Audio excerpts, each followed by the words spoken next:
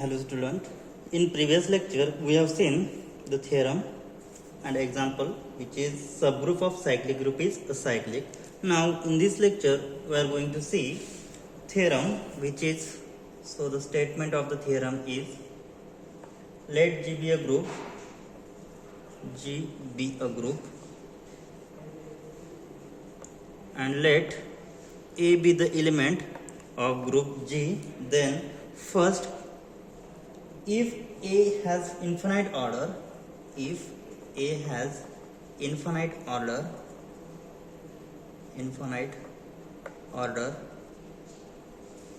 then A raised to I is same as A raised to J if and only if and only if I is equal to J.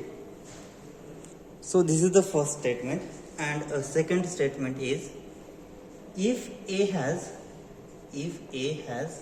finite order say n, then generator A is equal to, so generator A has finite order say n, so A raised to n is equal to identity means what? So generator A has element identity A square, A cube, and up to so on A raised to n minus 1, and A raised to I is equal to A raised to J if and only if n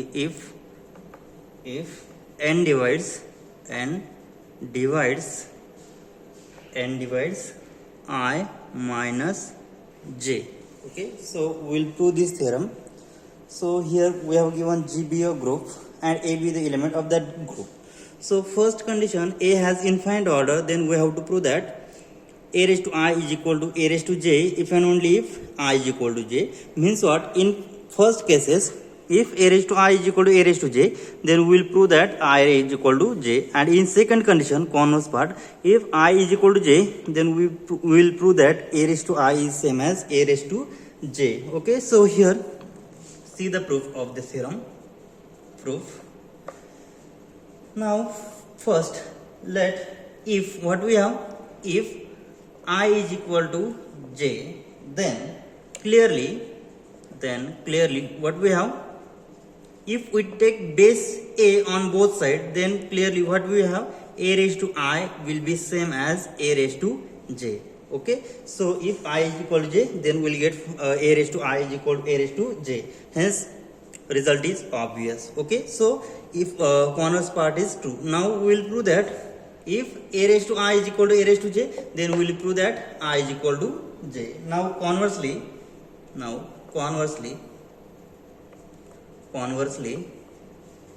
suppose what we have, suppose A raised to I is equal to A raised to J, then what we have, A raised to I is equal to A raised to J, then so A raised to I is equal to A raised to J, then it can be written as, so multiplying A raised to minus J on both sides, so we'll get, so A raised to I into A raised to minus J is equal to right side A raised to J into A raised to minus J. So A raised to J into A raised to minus J will be identity. So here we'll get, now therefore A raised to I is equal to A raised to J. So post multiply A raised to minus J on both sides. So which will get, we get A raised to I minus J is equal to identity. Okay. So here what we have, A has infinite order. A has infinite order means what? There does not exist any non-zero values of I minus J such that A raised to I minus J is identity. Means what? I minus J, which is possible value only 0, because A raised to 0 will be identity. Okay. But what we have, since order of A is infinite,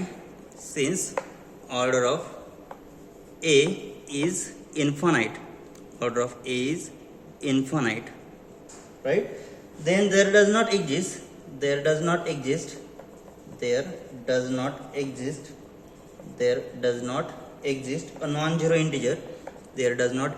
a non-zero integer there does not exist non-zero integer a, non-zero integer n such that there does not exist non-zero integer n such that a raised to n is equal to identity.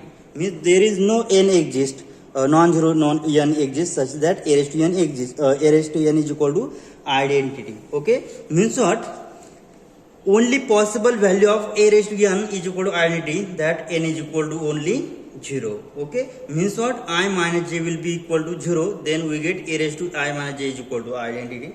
Hence we must have so what is possible value of n such that a raised to n is equal to identity, which is 0. Means what? A raised to I minus j is equal to identity, so the only possible value for I minus j will be 0. Hence we have I minus j is equal to 0. I minus j is equal to 0 means what? That is I is equal to j. Hence proof, that is, if a has infinite order, then a raised to I is equal to a raised to j if and only if I is equal to j. So we have proved first, if I consider I is equal to j, then obviously a raised to I is equal to a raised to j. Okay, so converse part is, suppose a raised to I is equal to a raised to j, then we'll get result I is equal to j. Now second proof is, if a has finite order, say n. So a has finite order means what? A raised to n is equal to identity. So here A is generator. So generator A is equal to identity a square up to so on a raised to n minus 1. So a raised to n means what? Identity. Okay, and what we have? A raised to I is equal to a raised to j if and only if n divides I minus j. Now we have to prove that a generator A is equal to identity a square up to so on a raised to n minus 1.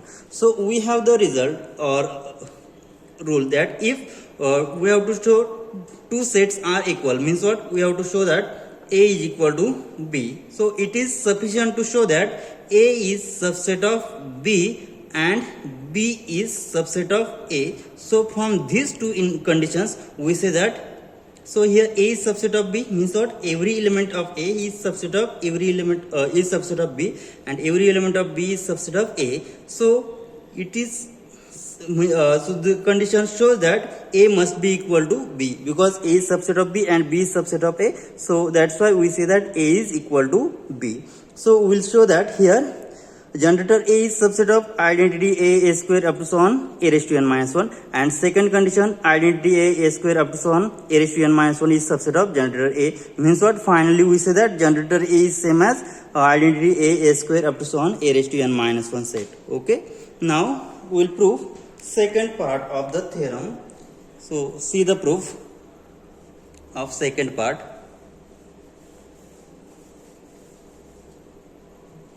Here n divides.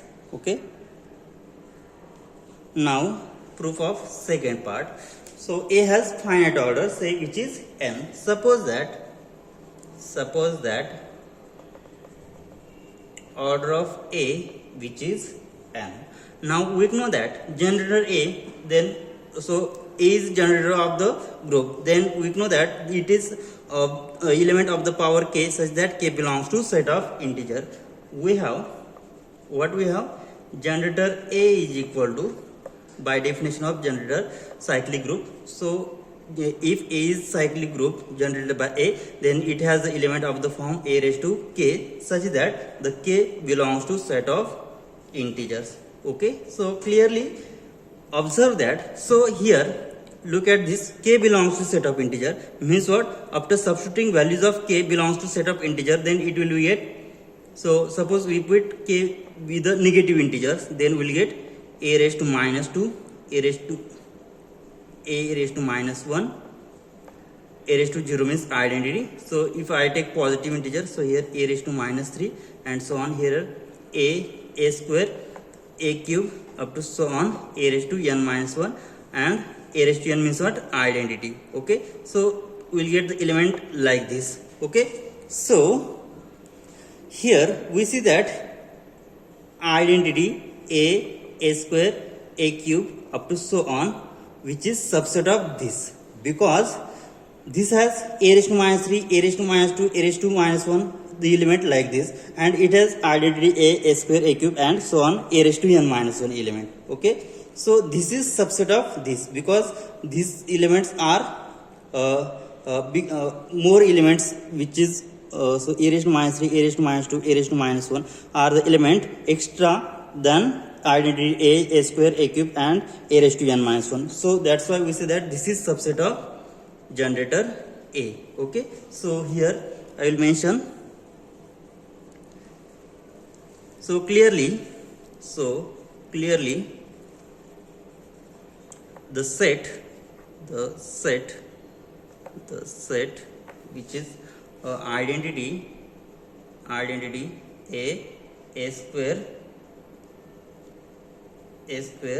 up to so on a raised to n minus 1 is subset of generator A. Okay, now this is equation number 1. Now we have to prove that next we have to prove that generator A is subset of identity a square up to so on a raised to n minus 1, because if we have to show that two sets are equal, then it is sufficient to show that A is subset of B and B is subset of A. Now first thing we have done here, A is subset of B. Now we have to show B is subset of A. Means what? To show generator A is subset of set identity a square, a cube, up to so on a raised to n minus 1. Okay, now we will prove second thing. Now we prove that. So here now consider an arbitrary element. Consider an arbitrary element. Consider arbitrary element a raised to k in generator A. I will consider arbitrary element a raised to k in generator A. We now prove that. Now to prove that a raised to k are the elements of identity a square, a cube, up to so on a raised to n minus 1. Okay, now we will apply division algorithm between k and n. So we will divide k by n, then there exist integers q and r belongs to set of integers such that, so by division algorithm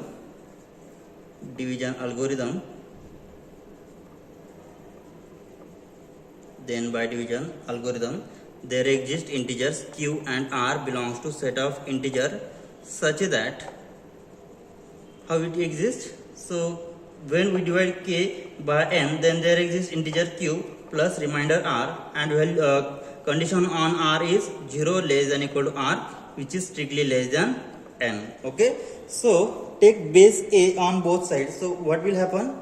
So taking base a, so a raised to k is equal to a raised to n into q plus r. So here it can be written as a raised to n q. So a raised to n raised to q into a raised to r. Okay, so what we have, order of a is nothing but n. Order of a is n means what? That is a raised to n is identity. Okay, so a raised to n is identity, which is equal to identity raised to q into a raised to r. So identity raised to any non-zero number or any number is again identity, so which is equal to, so we'll get a raised to r. That is what we get, a raised to k is equal to a raised to r, and value of r or condition on r is nothing but 0 less than equal to r less than n. So here look at our set identity a square, a cube, up to so on a raised to n minus 1, and a raised to n is nothing but identity. So value of r is less than n, means what? The a raised to r element is belongs to the set, because here 0 less than equal to r less than n, so value of r is strictly less than n. So here, so a raised to r is belongs to the set identity a square, a cube, up to so on a raised to n minus 1, because r is less than n, so a raised to r belongs to that set. Means what? A raised to r is nothing but a raised to k, and a raised to k belongs to this. Okay, so hence the proof that a raised to k belongs to our set identity a square, up to so on a raised to n minus 1. Hence what we say? Hence we say that a raised to k be the element of set identity a square, a cube, and up to so on a raised to n minus 1. That is what we say. That is a raised to k belongs to this, and a raised to k be the element of identity a square, a cube up to so on a raised to n minus 1 means what we say. So that is we say that generator A is an subset of identity a square, a cube up to so on a raised to n minus 1. So this is an equation number 2. So from equation 1 and 2 what we say here, a identity a square a raised to n minus 1 is subset of a generator A, and here what we say, generator A is subset of identity a square, a cube up to so on a raised to n minus 1. So from these two equations we say that generator A is must be same as identity a square up to so on a raised to n minus 1. So from 1 and 2, equation 1 and 2, we see that what we get, generator A must be same as set identity a square up to so on a raised to n minus 1. Hence proof of first part. Now look at the second part.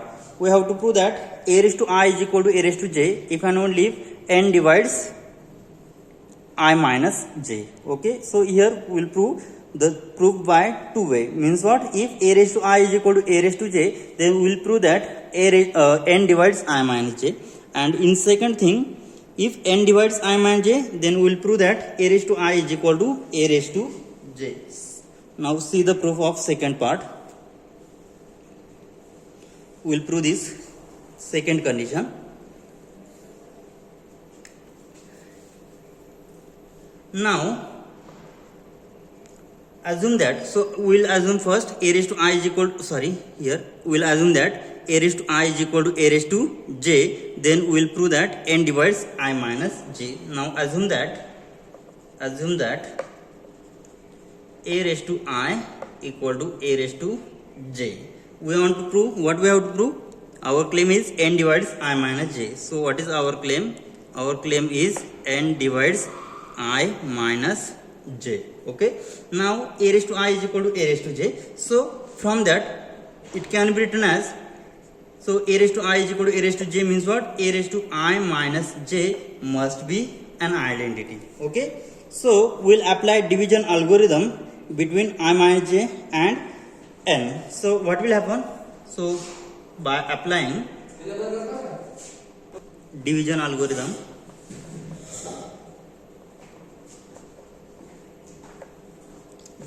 there exist integer q and r. There exist integers q and r. Such that how it exists? So we will apply division algorithm between I minus j and n. So there exists integer q r such that I minus j is equal to n q plus r, q plus r. Take base a on both sides. So what will happen? So after taking base a, so a raised to I minus j is equal to a raised to n q plus r. So which is equal to, so a raised to n q into a raised to r. So it can be written as a raised to n q into a raised to r. Okay. So what we have? So we have that order of a is n. Okay. Means what? That is since a raised to n is identity, because order of a is n. So a raised to n is equal to identity means what? Here a raised to n identity raised to q. So identity raised to q into a raised to r. So which is equal to identity raised to q is again identity means what? We will get remaining term only a raised to r. Okay. So here what we have? So here what we have, a raised to I minus j has value identity. So here left side is identity. Therefore what we get, a raised to r is equal to identity. And condition on r is that 0 is less than equal to r less than n. So here value of what is the order of a raised to n is identity, and here n is the smallest positive integer such that a raised to n is equal to identity, and here what we get, r is less than n, means what, r is smaller than n, and we have assumed that n is smallest positive integer such that a raised to n is equal to identity, and we get here r is less than n such that a raised to n is equal to identity. Means what, this is the contradiction to our assumption. Means what, value of r must be 0. Hence, but r is strictly less than n and order of a is equal to n, that is a raised to n is equal to identity. Means what we say, which is contradiction to our assumption, which is contradiction to our definition, to the definition of order, to the definition of order of a, means what, hence value of r must be 0, hence r is equal to 0. So which implies that after substituting value of r is equal to 0 in equation 3, so using in equation 3, what will we get? So after using r is equal to 0 in equation 3, we will get I minus j is equal to n into q. So by using definition of divisibility, what we get? N divides I minus j. Hence the proof of first part. Next, what we prove? Next, we will prove that if n divides I minus j, then we will prove that a raised to I must be same as a raised to j. Now conversely, if we suppose that if we have n divides I minus j, then by using definition of divisibility, there exists integer k belongs to set of integer such that, how it exists, such that I minus j is equal to n into k. Okay, so taking base a on both sides, what will happen? Then a raised to I minus j is equal to a raised to n into k. So it can be written as a raised to n raised to k. A raised to n is nothing but identity, because order of a is n. So which is equal to identity raised to k, which is equal to identity. Means what we get here? That implies a raised to I minus j is equal to identity. So post multiply both side by a raised to j, then what will we get? So post multiply by a raised to j, then we will get a raised to I is equal to a raised to j. Alright, so here finally what we get? A raised to I is equal to a raised to j. A raised to I is equal to a raised to j. Hence the proof of theorem that if a has finite order, say n, then generator a must be same as identity a square up to 1, a raised to n minus 1, and finally if a raised to I is equal to a raised to j, if and only if n divides I minus j. So we have proved the whole theorem. Now in next we'll see the remark. So very important remark for solving examples. See the remark. Now corollary. So the statement is that let a be an element of a group G, let a be an element of group G, then a raised to k is identity, then order of a divides k. So we'll prove this corollary. What we have? A be an element of a group G, then a raised to k is identity, then we'll prove that order of a must divides k. Okay, so let's see the proof of given corollary. Proof. What we have? Let a be an element of a group G. Let a be an element. Let a be an element of a group G. Let a be an element of a group G such that what we have? Order of a is n. Such that we will assume order of a is equal to n. And what we have given? A raised to k is identity, and a raised to k is identity. Okay. what we have given, a raised to k is identity, and we have assumed that order of a is n. Now we will prove that n divides k. Okay, we want to prove that. Now what is our claim?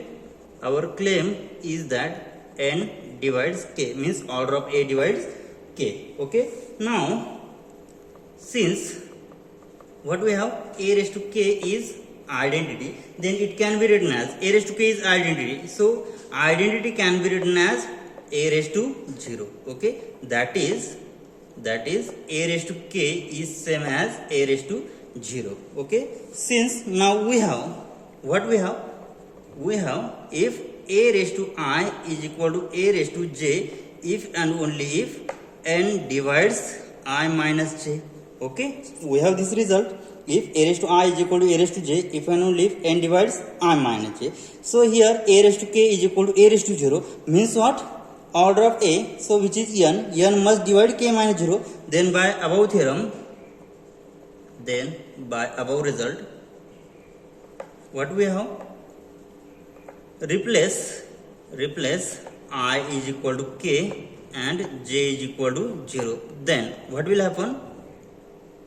Then so here order of n is n. So here what we get, n divides k minus 0, that is n divides k. So n divides k means what? N is nothing but order of a divides k. Here is the proof of the theorem, right? So this is the proof. Now we will see a remark. So let's see the remark. So remark 1, first one, order of a must be same as order of generator. That is number of elements in the subgroup. That is number of elements in the subgroup. Number of elements in the subgroup generated by a. Subgroup generated by a is equal to order of element a is equal to the order of the element a. So this is the remark. Order of a is same as order of generator a, that is number of elements in the subgroup generated by a is same as order of the element a. Now second one is, so second remark is, let a be an element of order n. Let a be the element of order n, means what? Order of a is equal to n, and which is element of group G. So let a be an element of order n, in group G. Okay, and k be positive integer, and let k be positive set of integer. Then first thing is, generator a raised to k is always same as generator a raised to GCD of n and k. And second one is, order of a raised to k is always equal to n upon greatest common divisor or GCD of n and k. So always remember these things, means what? If a be an element of order n in group G and k be the positive integer, then generator a raised to k is always same as generator a raised to GCD of n and k, and order of a raised to k is always same as n upon GCD of n and k. Now let's see corollary number 3. Remark number 3. Third remark. In a finite cyclic group,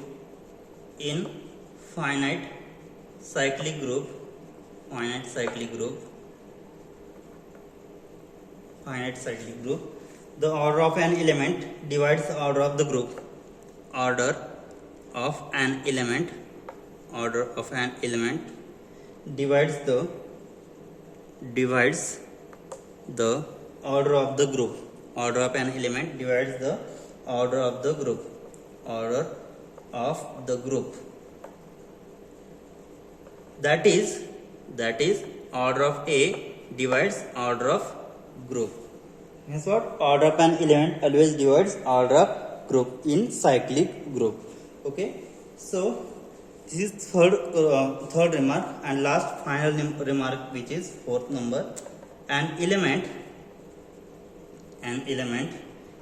K bar is a generator. K